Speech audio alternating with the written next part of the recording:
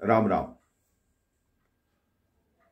भगवान कृष्ण एवं किशोरी जी के महाराज के बारे में किसने नहीं सुना। लेकिन आप अगर ये सोचते हैं कि आपके जीवन में कठिनाइयां आती हैं, भगवान के जीवन में कठिनाई नहीं आती, तो आपकी सोच गलत है। भगवान कृष्ण और राधा मां के महाराज की चर्चा पूरी ब्रजभूमि में थी। कई लोग उसी में खोए रहते थे, लेकिन दो गोपियां ऐसी थी, एक युवा और एक वृद्ध, जो उन दोनों की निंदा करती रहती, राधा रानी जी के बारे में उल्टा सीधा बोलती। भगवान कृष्ण एक दिन वन में विचरण कर रहे थे तो वृंदा देवी को आंसू बहाते हुए देखा। तो भगवान कृष्ण ने पूछा, आपको क्या हुआ, आप आंसू क्यों बहा रहे हैं? तो वृंदा देवी ने कहा, मेरा मन रोता है जब राधा रानी के बारे में कोई ऐसे बोलता है। भगवान कृष्ण की आंखों में भी आंसू आ गए कि ऐसा कैसे हो सकता है। भगवान कृष्ण अपने घर आए और मूर्छित होकर गौशाला में गिर गए। मां यशोदा दौड़ी कि क्या हुआ क्या हुआ। देखा भगवान तो मूर्छित हैं, आंख भी नहीं खोल रहे। वैद्य को बुलाया गया और कई लोगों को बुलाया गया कि कोई ऐसा हो जो मेरे पुत्र की पीड़ा को हर ले। बहुत उपचार हुए, लेकिन भगवान कृष्ण के स्वास्थ्य में कोई फर्क नहीं पड़ा।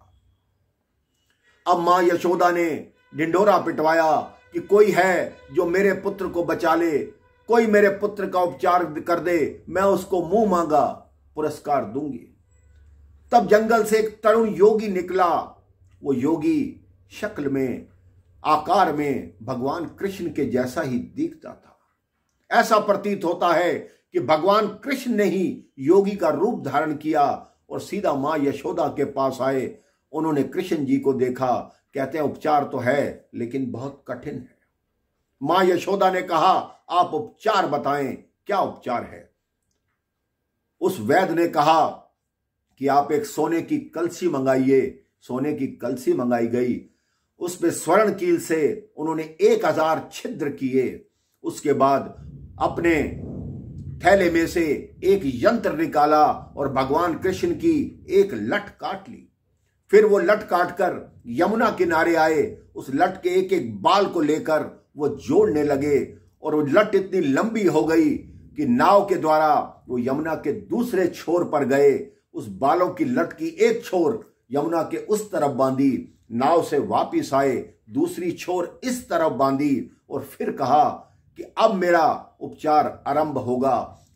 इस ब्रजभूमि में कोई भी सती स्त्री जो पवित्र हो, वो इस कलशी को भरकर इस बालों के सेतु पर चलकर 3 बार आए जाए, उसके बाद कलशी में फिर जल भरे और कान्हा जी पे डाले, तब वो ठीक होंगे। यशोदा मां ने कलशी उठाने लगी तो उस वैद्य ने कहा, आप रुक जाइए, घर के किसी व्यक्ति का पुण्य इनको नहीं लगेगा, बाहर का कोई करेगा, ये तभी सचेत हो पाएंगे।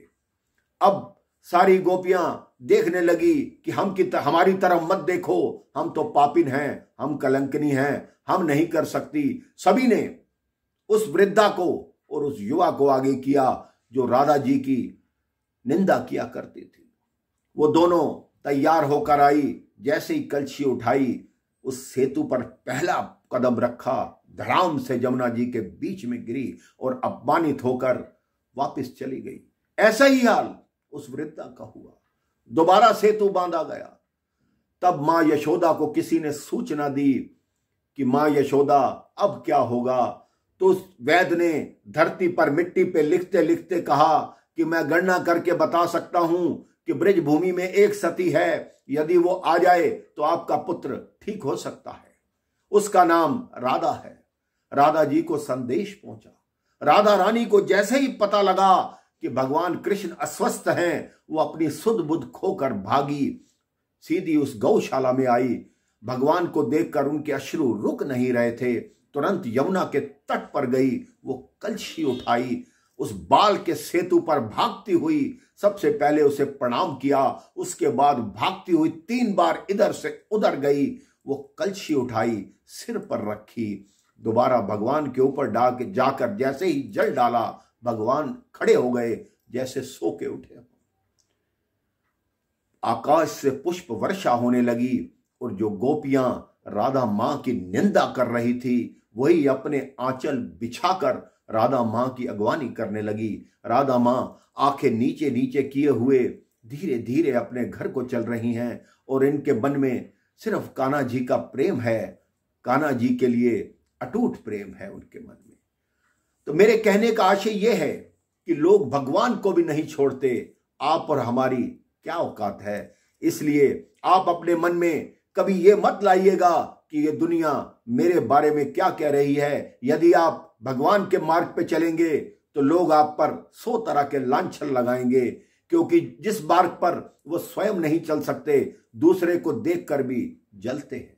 आप तो सच्चे मन से बोलिए राधे राधे, श्री कृष्ण गोविंद हरे मुरारे, श्री कृष्ण गोविंद हरे मुरारे। राम राम, जय श्री राम।